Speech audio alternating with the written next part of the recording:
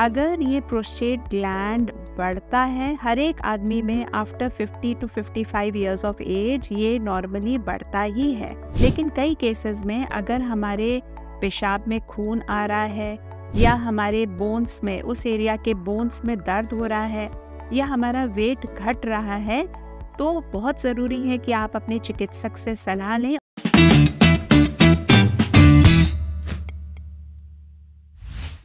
Cancer screening अगर mails की बात करी जाए तो बहुत ज़रूरी है कि हमारा जैसे जैसे उम्र बढ़ती है, 50 साल की उम्र के बाद हर एक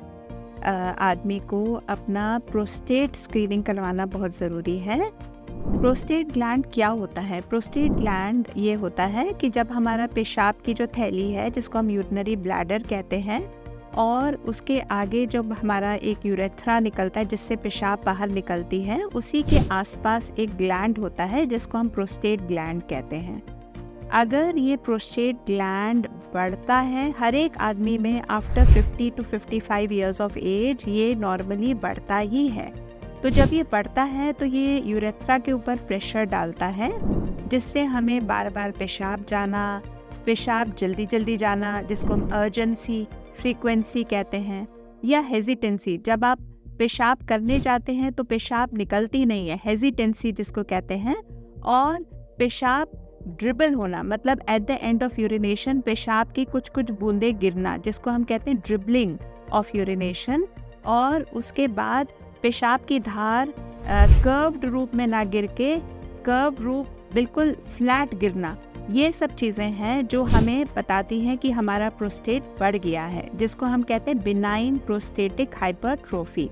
लेकिन कई केसेस में अगर हमारे पेशाब में खून आ रहा है या हमारे बोन्स में, उस एरिया के बोन्स में दर्द हो रहा है या हमारा वेट घट रहा है, तो बहुत ज़रूरी है कि आप अपने चिकित्सक से सलाह लें और वो आपका जो टेस्ट है वो PSA, प्रोस्टेट स्पेसिफिक एंटीजन करवाएंगे ब्लड में, और प्रोस्टेट का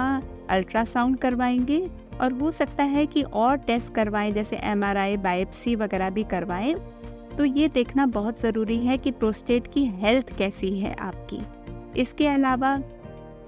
जो लोग गुटखा खाते हैं, सिगरेट पीते हैं, उनको अपने चेस्ट का एक्सरे, चेस्ट का स्पायरोमेट्री करवाना बहुत ज़रूरी है, क्योंकि ऐसे लोगों में आमतौर पर देखा गया है जो लंबे समय पर गुटखे का सेवन कर रहे हैं, उनमें चेस्ट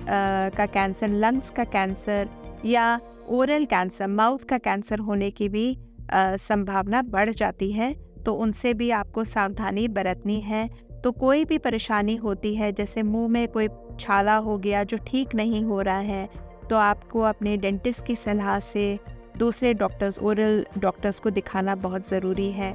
इसके अलावा रेगुलरली चेकअप्स कराना, जैसे ब्लड का चेकअप कराना और अपने पेट का चेकअप कराना अल्ट्रासाउंड के द्वारा, यूरिन का चेकअप कराना, ये सब बहुत ज़रूरी हो जाता है हमारी मेल्स कैंसर स्क्रीनिंग के हिसाब से। धन्यवाद।